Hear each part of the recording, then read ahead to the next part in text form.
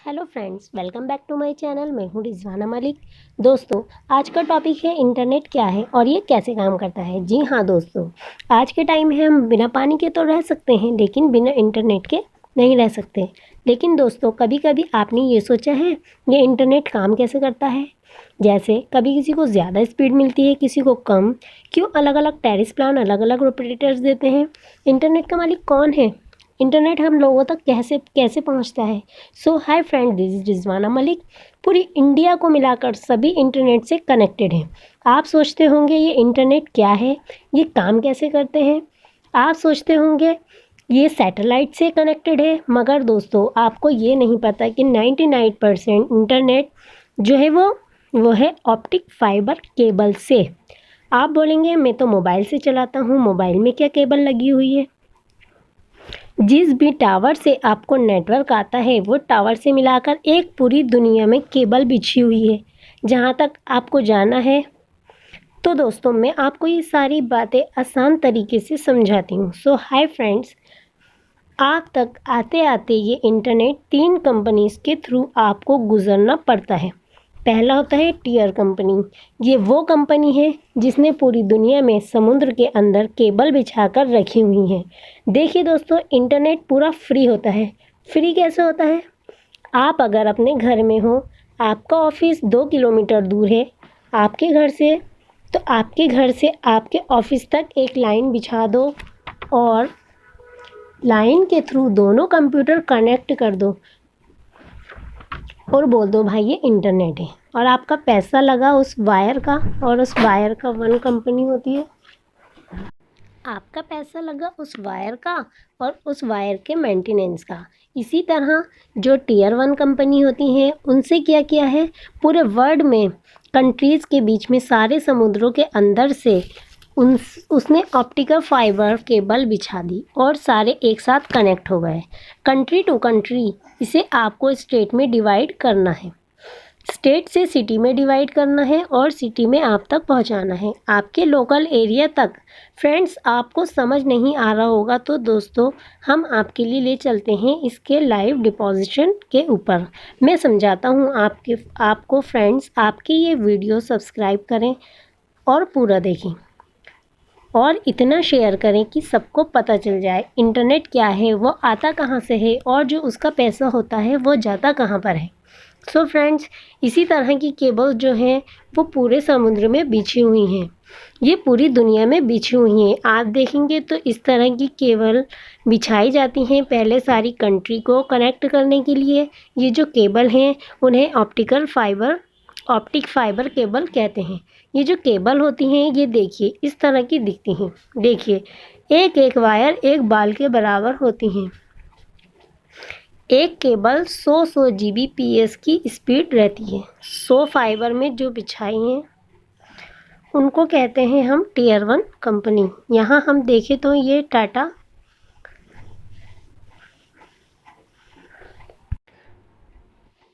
Tata communication है जो India में है। और देखो एक वेबसाइट है, इसका लिंक मैंने आपको डिस्क्रिप्शन में दिया हुआ है। सो फ्रेंड्स, यहाँ पर हम देखें तो पूरी दुनिया का ये मैप है। ये जो रंग बिरंगी लाइन दिख रही हैं ये समुद्र के अंदर पूरी दुनिया में ऑप्टिक फाइबर केबल पड़ी हुई हैं। आपको यहाँ दिख जाएगा हर कंट्री में पूरी दुनिया का इंटरनेट केबल से चल रहा है। और ये केबल जिसने बिछाई है उन्हें कहते हैं टीयर 1 कंपनी, जिसने अपने पैसे से अपने इन्वेस्टमेंट से ये केबल बिछा दी। अब अगर हम इंडिया में देखें तो देखिए इंडिया में केबल कहाँ कहाँ बिछी हुई हैं। इसकी पहली केबल जो है वो है मुंबई में। लैंडिंग पॉइंट पूरी दुनिया इंटरनेट ऑपरेटर जियो, एयरटेल, आइडिया उन्होंने अपने टावर लगाए हुए हैं, अपना पूरा टावर बनाकर रखा है। पूरी इंडिया में आपकी कोई भी विजिट करेगी जिनके सर्वर इंडिया के बाहर हैं तो वह लैंडिंग करके पॉइंट से निकलेगा। उनकी केबल्स के थ्रू पूरा डाटा ट्रैफिक और वो चला जाएगा उस सर्वर तक लोकेशन में है, वो जाता है मुंबई से। तो देखिए दोस्तों, मुंबई में सारी केबल कनेक्टेड है। नीचे देखिए चेन्नई में भी कनेक्टेड है, जो आपकी राइट साइड की कंट्री से आ रही हैं। यहाँ हम देखेंगे तो इतने सारे लैंडिंग पॉइंट है, कोचीन में है। कोई सैटेलाइट से नहीं चलते। रिलायंस, एयरटेल, आइडिया जो है वो मुंबई से निकाल देगा आपका डेटा, चेन्नई से या फिर कोचीन से निकाल देगा जहां इनके सर्वर हैं। अब देखिए रिलायंस की बात करें तो रिलायंस जियो ने अपनी सबमरीन केबल्स बिछाकर रखी हैं एशिया, अफ्रीका, यूरोप के बीच में। इसमें इतने बीच में 40 टेराबाइट की कैपेसिटी मिल गई है। इसलिए रिलायंस आपको फ्री में नेट देता है। इसका इन्वेस्टमेंट हो चुका है। आप देखिए एशिया, अफ्रीका, यूरोप की कंट्रीज़ में जाते हैं, अपना ट्रैफिक लेकर वेबसाइट विजिट करते हैं तो उनकी कंट्रीज से वो ऑटोमेटिकली, तो उनका कोई पैसा नहीं लगता। अब देखिए ये जो टीयर कंपनी है, इन्होंने अपना बिछा दिया है, तो इसने कोई पैसा नहीं लगा है। पूरा वर्ल्ड जो है वो कनेक्टेड कर दिया है। अब क्या होता है, पूरे समुद्र में जो केबल है वो प्रॉब्लम्स आ जाती है। ये फिर किसी शार्क ने केबल को खा लिया है, तो इसके पास बहुत सारी केबल्स हैं बैकअप लेने के लिए, और ये मेंटेनेंस भी करते हैं। इंटरनेट का कोई किराया नहीं लगता, ये पूरा फ्री है, बस इनको कनेक्ट करने का पैसा लगता है। जो टीयर टूल कंपनी होती हैं वो बोलती हैं आप इंडिया तक तो ले आए, हमें इंडिया से डायरेक्ट दे दें, हम अपना पूरा सेटअप जमा लें, उन लोगों से पैसा लें, उनको भी दे दें, तो पर जीबी के हिसाब से पैसा मिल जाता है टीयर 1 कंपनी को। और ऑटोमेटिकली कंपनी जितने में भी लेती है पर जीबी, उससे और ज़्यादा हम तक पहुंचाती है। हम तक आते आते टीयर 3 कंपनी और आ जाती है जो लोकल में चलती है। तिकोना हो जाता है, हैक पर हो गया, ये लोग टीयर से ख़रीदते हैं। टीयर 2 वाले टीयर 1 से ख़रीदते हैं। तो देखें घुमा फिरा कर ये सारी चीज़ें फ्री हैं। ये जो सेटअप बिछा हुआ है उसकी कॉस्ट है। अब ये देखें रिलायंस, जियो, आइडिया की हम बात करें तो इन लोगों ने भी अपने टावर लगाए हैं, केबल्स बिछाई हैं। रिलायंस जो 4G कनेक्टिविटी कैसे ला पाया, क्योंकि वो 5 साल से अपना काम कर रहा था। फाइबर ऑप्टिक इंडिया के अंदर बिछाने के लिए, इंडिया के बाहर तो पहले से ही पूरी जगह बिछी हुई है, टीयर 1 ने अपनी बिछा के रखी हैं। अब इंडिया के अंदर उसने फाइबर ऑप्टिक बिछाई, जिसकी वजह से आपको अच्छी स्पीड मिल जाती है। अब मान लो आपके एरिया में रिलायंस जियो ने एक टावर लगाया, वहाँ 100 Mbps का टावर की बैंडविड्थ है। तो 100 Mbps आपके एरिया में जितने फ़ोन हैं उसमें तो सभी नेट यूज़ करते हैं, तो 4G तो उसने बोल दिया 20 Mbps के हिसाब से। आप देखें तो आप काउंट करें 5 लोग ही यूज़ कर पाएंगे 100 Mbps। तो हिसाब से उनके हर एक टावर में कुछ ना कुछ मैक्सिमम बैंडविड्थ है। उनके वायर में, वो वायर के अंदर डिस्ट्रीब्यूट करते हैं। उनके एरिया में अगर रश है, बहुत लोग रहते हैं और सब लोग जियो यूज़ करते हैं, तो आपको कम स्पीड मिलेगी। उनके टावर में बैंडविड्थ तो फिक्स है 100 Mbps, तो उसी में उनको डिवाइस करके देना है। इसलिए होता क्या है, लोग रात में ज़्यादा यूज़ नहीं करते तो स्पीड अच्छी आ जाती है। अगर दिन में यूज़ करते हैं बहुत लोग तो स्पीड अच्छी आ जाती है, वह डिस्ट्रीब्यूट हो जाती है। पहुंचाना है तो उसे आप तक ही है, घुमा फिरा कर डेटा ट्रैफिक यहाँ से ही है। अब एक बार मैं आपको दिखाऊं, देखो इंडिया में तो आपने सर्च किया google.com, तो गूगल का सर्वर इंडिया में तो नहीं है, तो ट्रैफिक मुंबई के थ्रू निकलकर बाहर तक चला गया। अगर आप इंडिया में ही सर्च करते हैं amazon.com, flipkart.com, तो बोलते हैं अगर आपकी इंडियन ऑडियंस है और वेबसाइट बना रहे हैं तो इंडिया का सर्वर लें, ताकि इतना लंबा घूमना ना पड़े, इंडिया में ही काम हो जाए और आपको कनेक्टिविटी मिल जाए। तो आप इंडिया के किसी सर्वर को करते हैं तो इंडिया में सर्वर बनाकर रखें। बेंगलोर जिस भी सिटी में होंगे ऑटोमेटिकली बेंगलोर वाले सर्वर से कनेक्ट हो जाएंगे। सबमरीन तक आपका डाटा गया नहीं, लेकिन आप प्रॉक्सी यूज़ करेंगे तो प्रॉक्सी आपको ले जाएगी।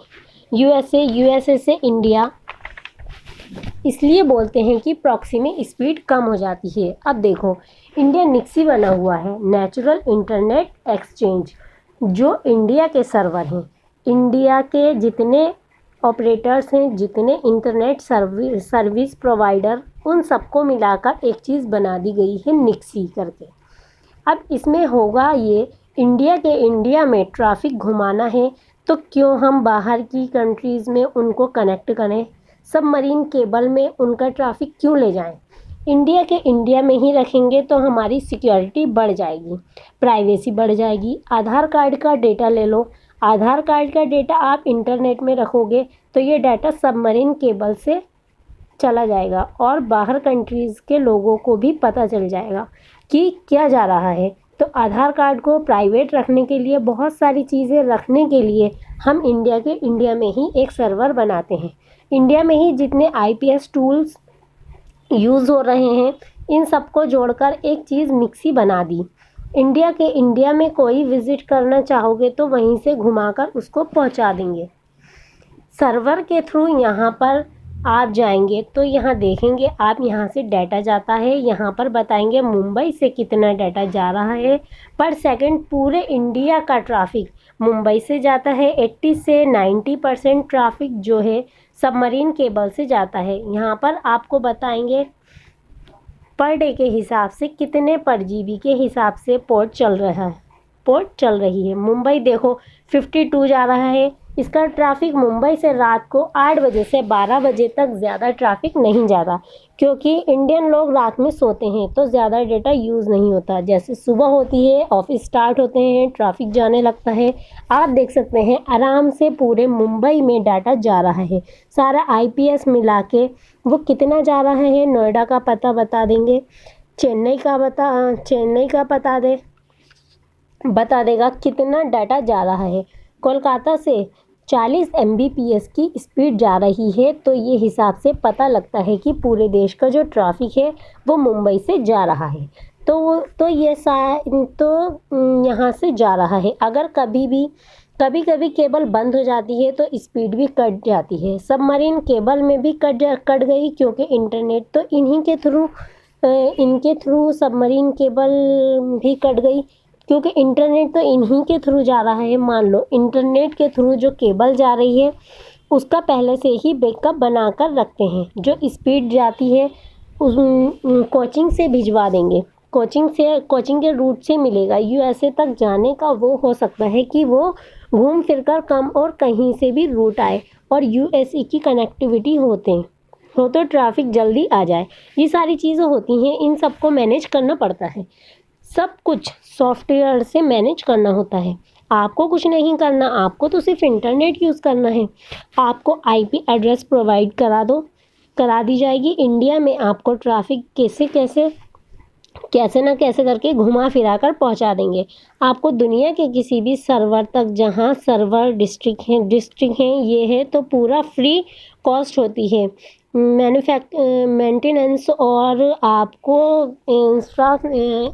इंफ्रास्ट्रक्चर पहुंचाने की मैं आपका बताता हूँ। कोई वेबसाइट पर विज़िट करते हैं तो आपका ट्रैफिक पहुंच जाता है। तो दोस्तों, अगर मेरा वीडियो आपको पसंद आए तो लाइक करें और सब्सक्राइब करें। अगर आपका कोई सवाल हो तो इंटरनेट से कनेक्टेड तो नीचे कमेंट बॉक्स में हमें ज़रूर लिखें, मैं आपका रिप्लाई ज़रूर दूंगी। So thank you.